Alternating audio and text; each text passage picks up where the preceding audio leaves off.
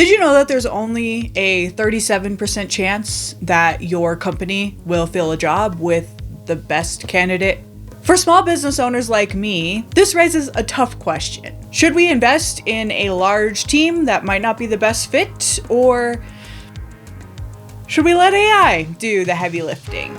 But there's an even bigger issue here. Big companies often try to steal the best talent. And in today's world, we are seen as the bad guy if we dare to let AI replace some of the workers that we can't hire for. In this video, I will show you where AI truly shines in building small businesses, jobs where humans are still irreplaceable, and how you can make smarter hiring decisions without the guilt. I'm Data Ray, head of machine learning at Jack Zurich AI Research Institute, and let's get into it.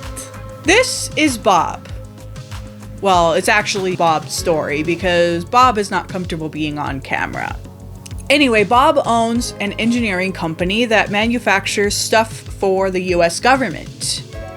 You would think that's a pretty lucrative business plan, but with inflation causing the cost of materials to rise, Bob's profits are seriously crunched, and Bob is reluctant to go ask the government for more money because they could probably just go find another contractor that could stay within their budget. So what do you do if you're Bob? Bob opened up ChatGPT and asked it to explain some of the issues he had with his business, and he made a list for me. Here's what Bob came up with. He had several machines down at the same time for maintenance multiple times during the year. This meant that he had several employees who were being paid to stand around while the machine was down. He also realized that his employees spent a lot of time just waiting around for materials to arrive from his various suppliers. Bob has issues with his machine maintenance, supply chain, labor, and a sneaky one that's caused by all these other problems. He has an inventory issue. And it turns out that all four of these problems could be fixed with algorithms, specifically optimization algorithms.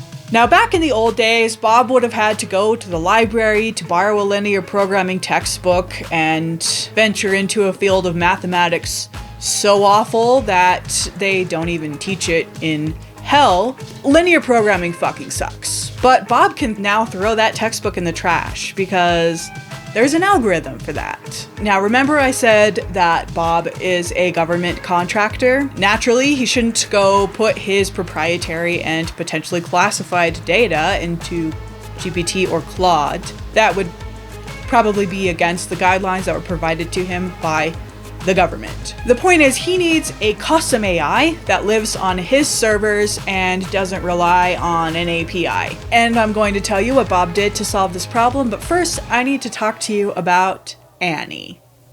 Annie owns an extremely popular store in a very tourist-focused part of town. She actually gets close to 4 million people in her store every month. So you would think that she lives in a castle built on the side of a mountain with a garage full of Lamborghinis. Sadly, no. Annie has a theft problem in her store. So she hired a security guard.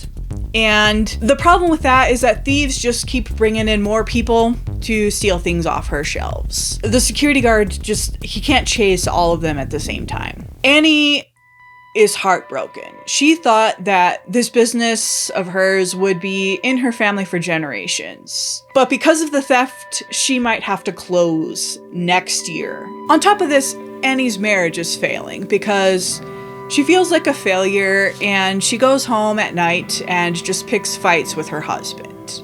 But despite the tension, Annie is a smart woman. And one night when she couldn't sleep, she decided to open up ChatGPT and Claude, and she asked them to help her build an algorithm that could identify known thieves that walk into her store by facial recognition. And then in real time, that algorithm could notify police and her security guard, and hopefully the theft problem would go away. Now, this was smart because ChatGPT has a very long context window, especially if you have an account. So Annie could ask ChatGPT as many questions as she needed in order to have it tell her how to build the code for this facial recognition algorithm. However, ChatGPT is not the best at building code.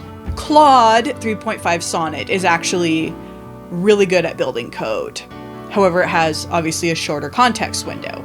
So she used ChatGPT to build the tool, and then she used Claude to troubleshoot what she did and to perfect the tool. So you probably want to know how much money Annie spent on this anti-theft algorithm. It cost her $40. Yeah, that's how much it costs for a ChatGPT membership and a Claude professional membership. $40. Now, Annie's algorithm worked for quite a while, but unfortunately, the thieves started coming back wearing disguises. At this time, Annie's security guard introduced her to his brother, Bob. Remember Bob? Bob told Annie about the custom AI that he had built for his company, and he wondered if it would work for Annie's company. Or, something similar to what he had. And Bob also had another suggestion. Remember, we said that Bob is an engineer. Well, he helped Annie redesign her shelves so that it was harder for thieves to just walk by and sweep everything off the shelf into a cart. And they actually had to work a little harder to get it off the shelf, which then gave her security guard a little bit more time to react. It worked pretty good, but she still wanted that custom AI. So after Annie met with me, I wrote an algorithm that helped identify what items in her store were stolen the most often. And then I wrote another algorithm to suggest a new floor plan layout for her items. So she could rearrange where they were on the shelves and kind of put the more commonly stolen things in one area so that the security guard could keep a better eye on them. We learned that those items weren't stolen because they were popular items, but rather because of where they were in the store. So by placing different items in those areas, those new items that were placed in those locations were then the most stolen items. And unfortunately, Annie's profits began to fall again in June. And it actually gets worse. A larger multi-billion-dollar corporation opened up another store down the street from Annie's store. Some of her loyal customers that didn't steal from her started to shop at that other store. They had name brand recognition and much deeper pockets for marketing and security than Annie did. So it was now time for Annie to get aggressive.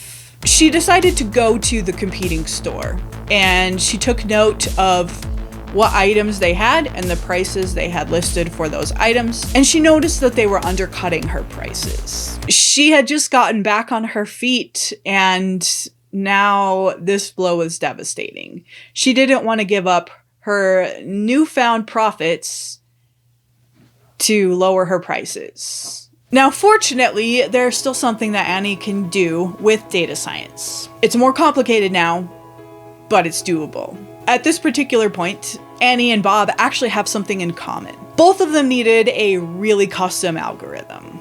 Bob needed one for optimization, and Annie needed one that could analyze foot traffic trends in real time. Let's start with what Bob did. There are several different optimization algorithms, and we ran them all until we found the ones that were the best at handling the intricate issues of Bob's business. The algorithm suggested different shifts for the workers, and it gave him a schedule for routine machine maintenance. We also made an algorithm that automatically ordered supplies, and that saved Bob about 10 hours a week. So when Bob's welder's wife had a baby, Bob was able to offer that welder paternity leave, which was great at maintaining his employee and not losing him to a larger competitor. Another common thing that happens in small businesses, am I right? And having that ability to save time like that gave him the ability to step into the shoes of the welder that was missing and help his team out on the project so that they could stay on deadline. In fact, Bob was actually able to take more work because of the amount of time that these optimization algorithms saved for him. Now, Bob paid less than $20,000 for this package of custom AI, and it ended up making him about $1 million in extra profits. Talk about a return on investment. But Annie's case is still a little bit more complicated. For her project, we needed to analyze market segmentation, and for that, we needed more data. So she started going to her competitor's store once a week to log their prices and products. And I used that data to identify opportunities in product differentiation and predict changes in purchasing trends. Algorithms like this need maintenance as time moves on because these trends are going to change throughout time. Annie's seeing foot traffic back in her store, so she considered it a worthwhile investment. Now, we also used another algorithm with Annie's problem. We made one that would redesign the shelving layout in her store to make it harder for thieves to escape the view of her security guard. Annie's profits have stopped falling, and her thieves seem to have given up and maybe even started going to that larger company down the street to steal. So that Fortune 5 company, they're not going to put Annie out of business. Now, is it time for Annie to start scouting realtors to finally build that castle in the mountains and get those 5 Lamborghinis? Sadly, this still wasn't the end of Annie's issues. She survived a rise in theft in her store, and she survived an attack from a much larger competitor moving in down the street. But now her accountant has come and told her some troubling news. He's flagged something weird in her financial records. Now, after she opened up her store to being online, she now has a bunch of transactions where people bought something but then flagged it as fraud with their credit card company. Those jerks. Now, according to her accountant, this is a much higher than average amount of returns for a business of her size and type. So Annie wants to know if there's anything that I can do to help her figure out who's doing this to her business. So once Annie and her accountant gave me the transaction data, I fed it through several algorithms and we uncovered something shocking. Most of these transactions that came in and then sought a refund came from a few specific other countries. Now, am I alone in thinking that Annie's bank probably should have caught that?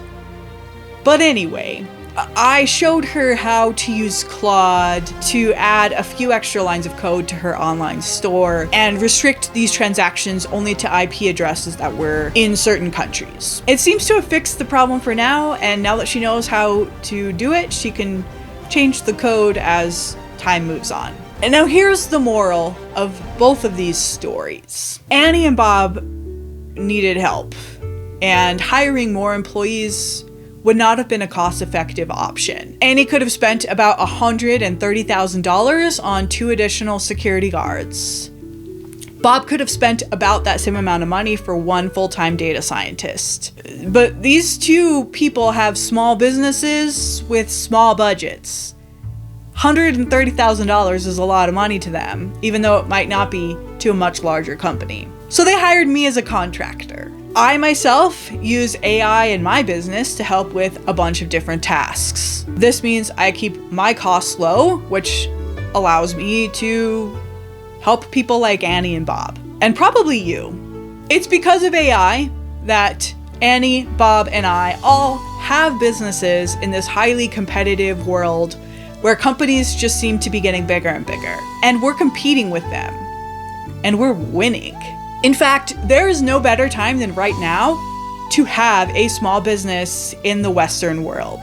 If you're even remotely considering starting your own small business, or if you have one that's already developed, I will put a link in the description to a free gift, which is a business plan template that you can download and fill out.